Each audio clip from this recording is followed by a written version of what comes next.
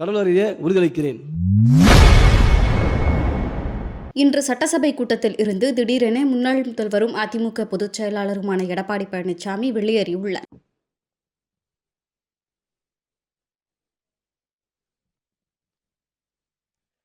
கொள்கை தலைவர் doctor B.R. Ambedkar அவர்களை வணங்கி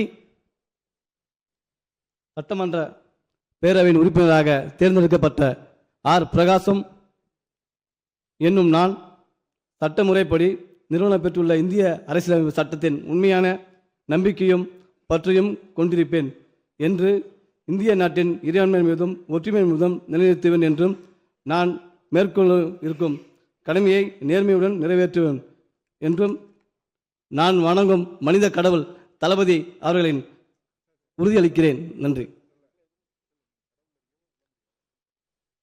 கடவுளறிய உறுதியளிக்கிறேன்.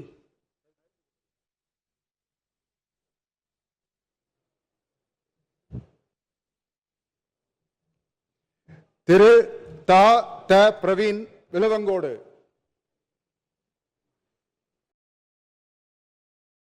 செய்திகளை உள்ளது உள்ளபடி தெரிந்து கொள்ள ரெஃப்ளெக்ட் நியூஸை சப்ஸ்கிரைப் பண்ணுங்க.